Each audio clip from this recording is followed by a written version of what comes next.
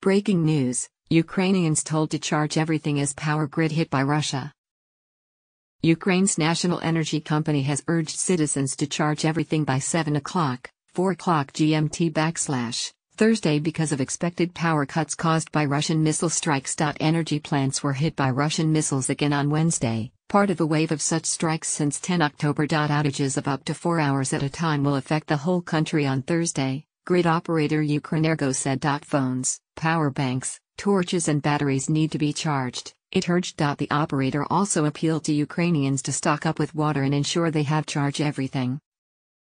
Earlier President Volodymyr Zelensky said 30% of Ukrainian power stations had been damaged by Russian airstrikes. Ukrenergo said there had been more attacks on power facilities in the past 10 days than in the whole preceding period since Russia's invasion on 24 February.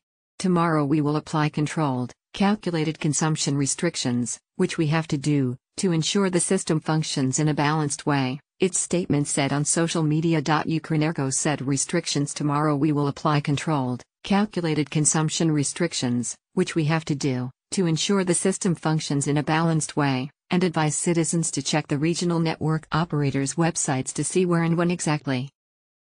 Sporadic power cuts have already affected parts of the capital Kyiv and many of Ukraine's regions. Russian missiles have damaged infrastructure all across Ukraine, including cities like Lviv in the west, a long way from the fighting. Authorities have urged Ukrainians to reduce their power use in the evenings. We do not rule out that with the onset of cold weather, we will ask for your help more often, Ukrenergo said. Western leaders have condemned the infrastructure strikes. We do not rule out that with the onset of cold weather, we will ask for your help more often, tweeted EU Commission President Ursula von der Leyen. Cutting off men, women, children of water, electricity and heating with winter coming, these are acts of pure terror. Russia is now implementing martial law in areas of Ukraine that it recently annexed, Kherson and Zaporizhia in the south and Donetsk and Luhansk in the east. The Kremlin claims those regions are now part of Russia, a claim internationally rejected and condemned. Martial law means tighter security checks and restrictions on movement in the areas affected. But the war has already curbed the rights and freedoms of Ukrainians under occupation. Additionally, while it was decreed by President Vladimir Putin on Wednesday, the Russian military does not fully control those 4 regions, so what martial law will mean in reality is yet to be seen. Heightened security measures are also coming into force across Russia. There will be new restrictions on movement in regions along the Ukrainian border, notably Bryansk, Belgorod, and Krasnodar. The same applies to Crimea, which was annexed by Russia in 2014.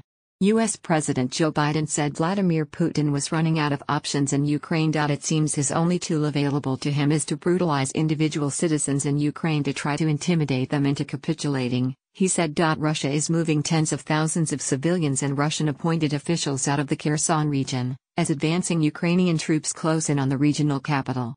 Russia says people on the west bank of the river Dnieper, called Dnipro by Ukrainians / are especially at risk from Ukrainian shelling.